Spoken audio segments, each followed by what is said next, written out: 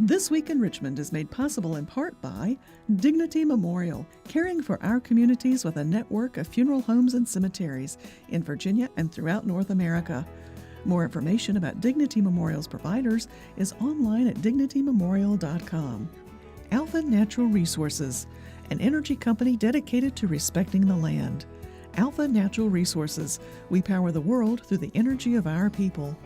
Haley Buick GMC, the place for a new Verano or Terrain Denali, in Richmond and online at haleybuickgmc.com. Everywhere there are lighting poles, there's one more opportunity to save money. Intelligent Illuminations provides cost-effective wireless lighting solutions for roadway or area outdoor lights. Kanawha Valley Arena, Virginia's cowboy town, hosting an array of events from Civil War reenactments to diesel truck pulls. More information online at virginiarodeo.com. The Virginia Chamber of Commerce, the voice of the Virginia business community, working in legislative, regulatory, and political arenas to promote the free enterprise system. So what do you do? Information about getting involved in advanced technology careers, making everything from clean energy to life-saving medicine, is available at dreamitdoitvirginia.com. Additional support is provided by these sponsors.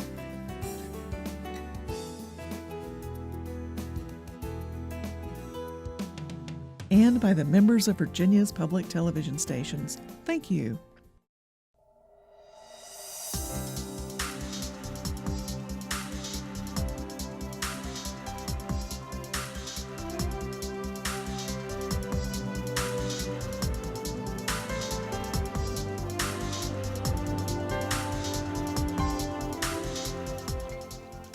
Welcome to This Week in Richmond, and a very special welcome to Senator Donald McEachin. We appreciate having you on This Week in Richmond.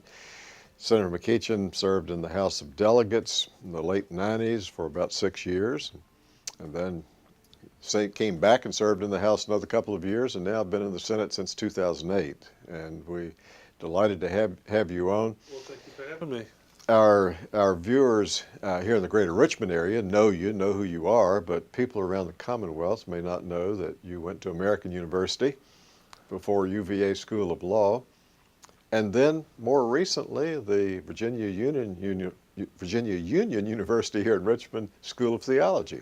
Absolutely. So wonderful experience, and to all my colleagues in the law out there, seminary is a much harder educational experience, much more difficult, much more rigorous, and it was very, very rewarding. I like to tell people that it's the same skill set, just a different client.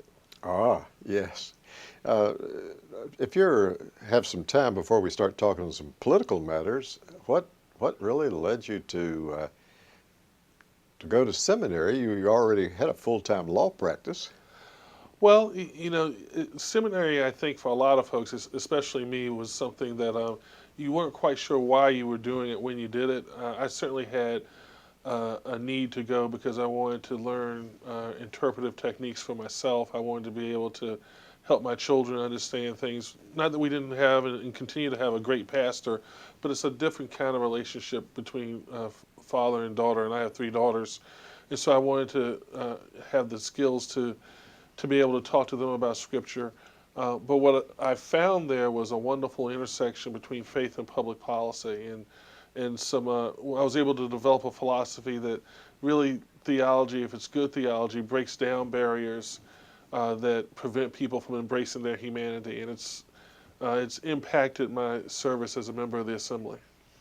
You know, we were talking before that we started taping the show that there have been both former ministers and a current minister who serves in the General Assembly. It's a part-time citizen legislature, so Delegate Luke Torian in the Prince William area is a full-time pastor. Absolutely. Big church, too. Yeah. The former delegate and now the current mayor of Richmond, Dwight Jones, a minister. There have been others of different denominations who have served.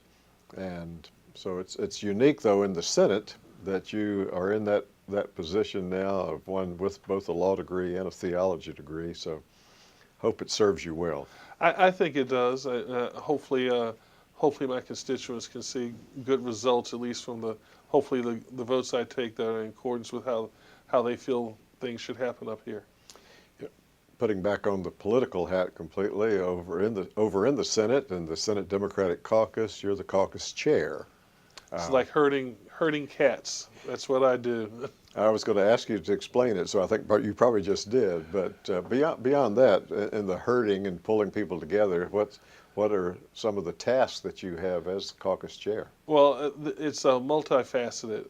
Part of it is to help our leader, Dick Saslaw, with whatever agenda he's set out. The other is to make sure that the caucus members have services provided to them by our caucus staff in an appropriate fashion, and if there's a need that isn't being filled, to make sure that we figure out a way to fill that need. There's always fundraising. I'll end up doing call time today and for a couple hours later on today. So there's that component. There's helping with the recruitment of candidates. Dave Marsden, who's a senator from Northern Virginia, is doing a great job recruiting candidates, but I also have a role to play in that as well. So it keeps you busy. Mary Margaret Whipple was my predecessor, and I think she intentionally did not tell me everything that was involved, but right. how she managed to do it and do it so well for such a long period of time, I do not know, but I'm doing my best to not replace her, but to be her successor. Our viewers should know, hopefully know, if not we'll remind them, that our state senators are not up for election this year. You're midway your 4-year term. That's right, but no matter how you look at these upcoming statewide elections, there's going to be one special election and possibly two. Of course, there has to be one because the two Marks are running against each other, Mark Obenshane and the candidate that I support, the Democrat Mark Herring, is running. So that's going to be one vacancy, and I suspect that Ralph Northam will work hard and defeat E.W. Jackson. That'll be another special election that has to be funded come the December, January timeframe. So even though the 40 of us aren't up for re-election this year, we suspect that there'll at least be two special elections come the December, January timeframe. And right now the Senate's 2020. Right, and our best scenario is that Ralph Northam wins lieutenant governor's race, and that we're able to win the two specials. That'll hold it at 2020, and then Ralph Northam will be the tiebreaker instead of course, Bill Bowling. So our side of the aisle, the blue side of the aisle, will be in charge of running the Senate. You know, there have been some interesting developments thinking about statewide races. Folks here in the in the Richmond area, and some people throughout the state, recognize the name of Boyd Marcus. Yes, yes. A major player in Republican politics for at least this election, endorsing a Democrat. Yeah, it is an amazing feat that Terry McAuliffe has been able to pull off, not just with Boyd Marcus, but with other Republicans that he's been able to rally to his cause, to our cause, if you will, to really put bipartisanship back in the governor's mansion, to hopefully restore an air of cooperation here at the Capitol. I know Terry's working hard to do that, and certainly as Democrats we support that, and are hoping that Boyd Marcus is just a continuation of good things to come in Terry's efforts to really bring in a government that's bipartisan and to set an agenda that's bipartisan here in Richmond. Yeah, it certainly makes for interesting, as they say, politics makes for interesting bedfellows. So even strange, right? Yes, it does that.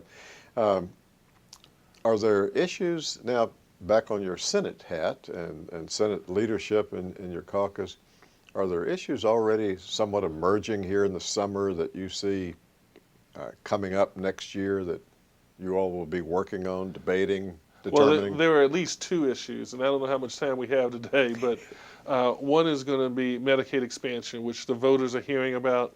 You have two candidates with two very different views on whether Medicaid should be expanded.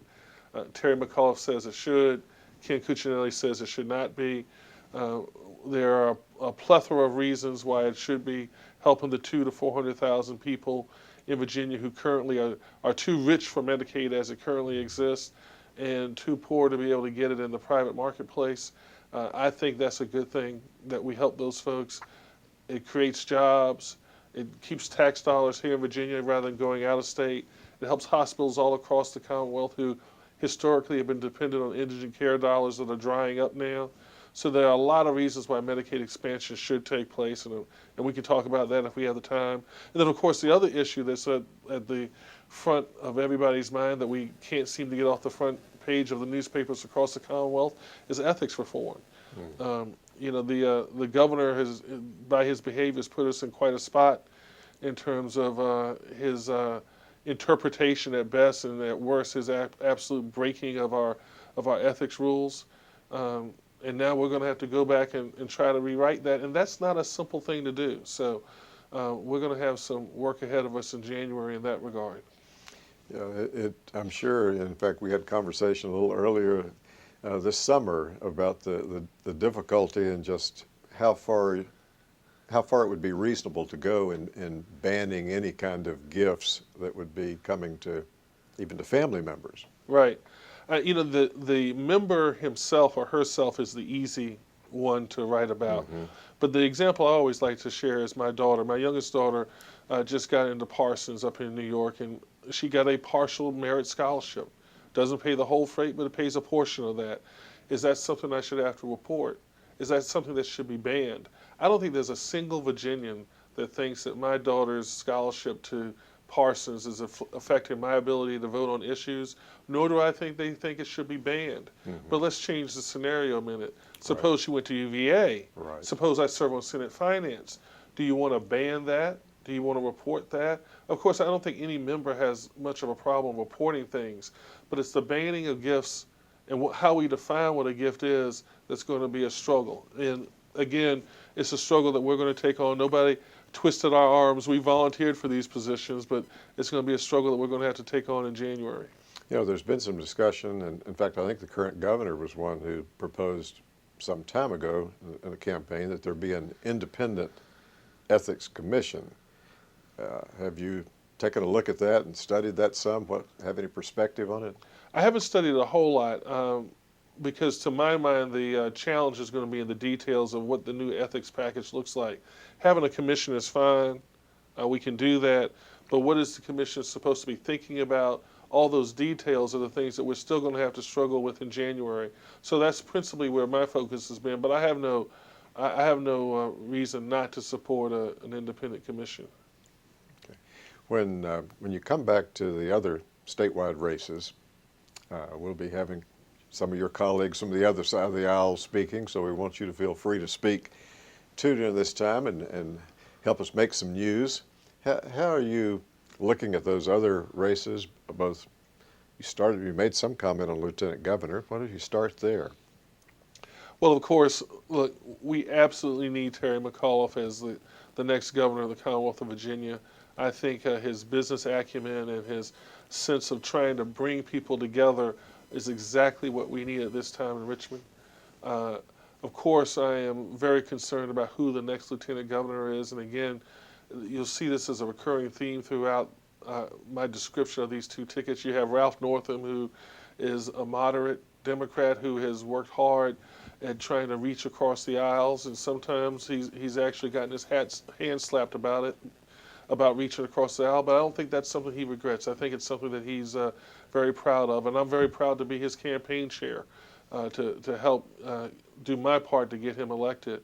And you put him against E.W. Jackson, who has nothing but divisiveness coming out, calling the Democratic Party anti-God and the other things that he's said over the years in this current election cycle. Again, you have a person who wants to bring people together versus a person who wants to divide people. And then finally, but just as importantly, is the Attorney General's race with Mark Herring and Mark Obenshain. Of course, Mark Obenshain is the Republican from Harrisonburg who said, Ken Cuccinelli was the model Attorney General. Well, again, Ken Cuccinelli divided people, whether it was his chasing of really his witch hunt of Professor Mann at UVA and the research that Professor Mann did, to any number of other things that Ken Cuccinelli did while Attorney General, including accepting hundreds of thousands of dollars worth of money from companies that had business before the Attorney General's office. So if that's the model, I think Virginians have said we don't want that model. And that's what Mark Obenshain has said. Ken Cuccinelli is the model attorney general versus Mark Herring, who is a lawyer from the northern part of our state and who's done a fabulous job in the Senate and who wants to bring reasoning, logic, and law back to the Attorney General's office as versus politics. So that's sort of the juxtaposition we have. One thing Virginians can say about this year is that they have a clear choice. Now, you mentioned Professor Mann. Say a bit more, because some of our viewers maybe are forgetting that and trying to remember who was Professor Mann at UVA. So Professor Mann was a professor at the University of Virginia who did a lot of research into climate change. And Ken Cuccinelli, who apparently doesn't believe in science, doesn't believe in climate change, decided, you know what, there's got to be some fraud here. He did something amiss, and so he used some tools that are in the Code of Virginia to get Professor Mann's research to put a chilling effect on sort of research at UVA in general, and ultimately got slapped down about that because the court said you can't use those tools for that. And indeed, whether we like what Professor Mann was doing or not, the important thing is that our state universities have to have the independence to have research, to be able to think outside the box and to do certain things. And what Cuccinelli did was to put a chilling effect on all of that. So that's what we talk about when we speak about the Mann controversy. And Professor Mann's now at Penn State University, I believe. He's come back to Virginia to talk about these things, and hopefully Virginians will hear him on the stump. You know, we're having this conversation here toward the end of August, around the time of the 50th anniversary of the Great March on Washington. And in the current climate right now in many states, perhaps even in Virginia, but in many other states, there's strong efforts to make it challenging for people to vote, whether they are people of a certain race or even in our neighboring state of North Carolina, if they're college, university students. What do you see happening, or what will you think Virginia will be doing in 2014 on matters such as this? Or, well, I think that's why this election cycle is so important. You know, are you going to have a governor in the governor's mansion that is going to put a halt to these efforts with his veto pen to stop the restrictions on voting rights? Are you going to have a Senate in Virginia who won't allow those bills to pass? That's what this election cycle is all about. We've certainly seen what's happened when the Senate's been in Republican hands, the House has been in Republican hands, and we've had a Republican governor. We've seen all sorts of restrictions put on the right to vote, things being made much more difficult than they ought to be in the absence of any fraud, because you can't say that there's voter fraud that's running rampant in the Commonwealth of Virginia. You know, no one's been able to show that, and yet we've changed the rules. And we've really changed the rules because I will tell you that the other side, they are sore losers. They never thought that President Obama could carry this state in 2 straight elections. And so they said, well, you know what, there must be something wrong with how we're allowing people to vote. Well, the reality is that if we're able to elect Terry McAuliffe, if we're able to elect Ralph Northam, if we're able to elect Mark Herring, we won't see those same efforts. And if those efforts do come forward, they'll be rebuffed. redistricting is another hot issue, not necessarily hot as far as legislation every year, but it's a hot issue as it relates to how those districts are drawn and whether legislators, you and your colleagues are choosing your constituents, or whether it's a community of interest. We've gone through some challenging times in redistricting in Virginia, and it's in some of our neighboring states, it seems like it's been even more troublesome there. Absolutely. Your viewers, I don't want your viewers to forget last January when the president was sworn in, and when Henry Marsh, my colleague and a great civil rights leader, actually took the day to be up there for the swearing in of President Obama, probably the last African-American president that Henry will have the opportunity to see sworn in. Henry says he's going to live forever, but obviously he's in his late 70s. So he took that historic day to enjoy the moment, and it was on that day when we were down 20-19 that the Republicans unveiled their redistricting plan. And what's so awful about that is you did it when you knew someone was going to be out of their seat, and you did it in what we consider to be a non-redistricting year. we're supposed to do redistricting in years ending with zeros. Or at least the data comes from years ending with zeros. We're not supposed, we did that. This is 2013. We're not supposed to do redistricting now. The Constitution doesn't allow us to do that. They were setting us up for a great constitutional debate in that regard. Thankfully, the Speaker of the House had the integrity to rule that bill non-germane, and it died in the House.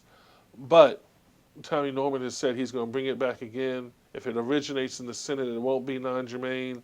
And we're going to need to have Ralph Northam there to vote no, and we're going to need to have Terry McAuliffe there to veto that plan, and to keep Virginia doing what Virginia does best, or when Virginia is at its best, and that's governing from the middle, governing in a way that brings Virginians together, not separating them. We don't need to do redistricting now. We've got, some years left on the clock before we're supposed to do it again.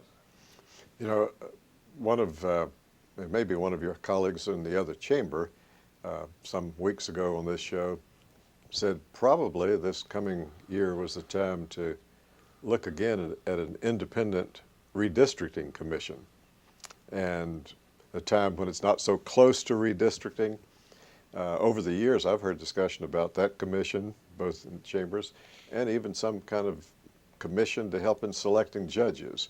I'll toss both of those your way and see what are your thoughts about either of those, of having more citizen involvement in those.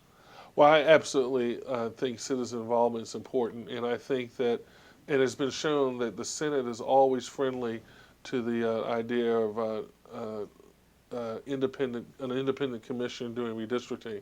Historically, it dies in a very early morning in a subcommittee in the House. So I don't know that those dynamics are going to change, but yes, we certainly support the notion of having an independent commission at least initiate the redistricting process. Yeah, that's been something across the aisle in the Senate. Absolutely. It's passed on a bipartisan basis. Right. Absolutely. Yeah. What about the election of judges? Is that something that you think is working well now, or do you see any needs for any tweaking or changing of that? Well, I think it works pretty well now, and let me juxtapose that against the way a lot of states do it, which is just an outright election. I don't think that people want to see folks, in Virginia at least, Virginians don't want to see folks campaigning to be a judge and dealing with all the campaign contributions and those sorts of things. Can we have more citizen involvement in this process? Absolutely. And I think we can do a lot more in terms of publicizing when judicial vacancies are open and making sure that folks know how to speak to their legislators, or even come down to the chamber and let their voices be heard. But the notion of setting up a commission to do that really just changes the power center, right? Because my constituents know they can hold me accountable for judges, and they ought to hold me accountable for judges, and I ought to have to explain to them how it came to be that judge got to that position and what did I have to do with it. But if you then change the power center to a group of unelected people to decide who these judges are, how is it that my constituents can really influence that process? How can they hold those people accountable? So I think that's a problem in the judicial selection process. We have just a couple of minutes left. I want to make sure that there's not some other subject that you want to bring up. If there's not one that you are thinking that, why didn't David ask me about this? Then let's go back and talk the last couple of minutes on Medicaid expansion, because that's a hot issue. Sure, and Medicaid expansion is the issue that we ought to talk about.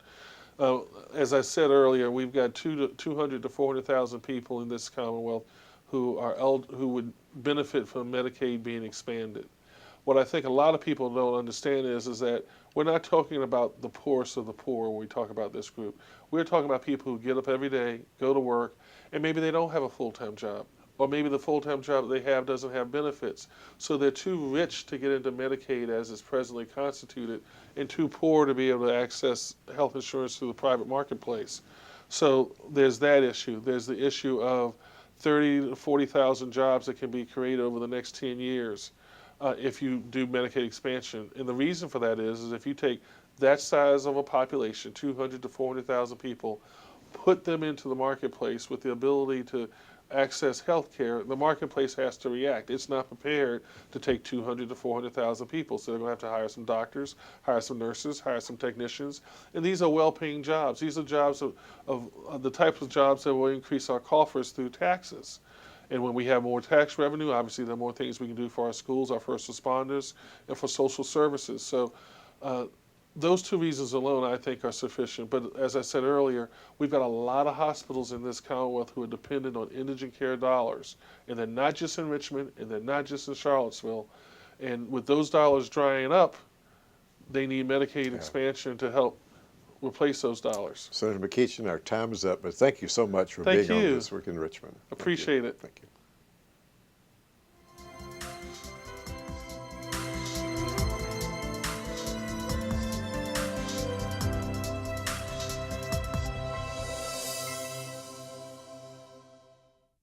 This Week in Richmond is made possible in part by Dignity Memorial, caring for our communities with a network of funeral homes and cemeteries in Virginia and throughout North America. More information about Dignity Memorial's providers is online at dignitymemorial.com. Alpha Natural Resources, an energy company dedicated to respecting the land. Alpha Natural Resources, we power the world through the energy of our people. Haley Buick GMC, the place for a new Verano or Terrain Denali, in Richmond and online at haleybuickgmc.com. Everywhere there are lighting poles, there's one more opportunity to save money. Intelligent Illuminations provides cost-effective wireless lighting solutions for roadway or area outdoor lights. Kanawha Valley Arena, Virginia's cowboy town, hosting an array of events from Civil War reenactments to diesel truck pulls. More information online at virginiarodeo.com. The Virginia Chamber of Commerce, the voice of the Virginia business community, working in legislative, regulatory, and political arenas to promote the free enterprise system. So what do you do? Information about getting involved in advanced technology careers, making everything from clean energy to life-saving medicine, is available at dreamit.doitvirginia.com. Additional support is provided by these sponsors.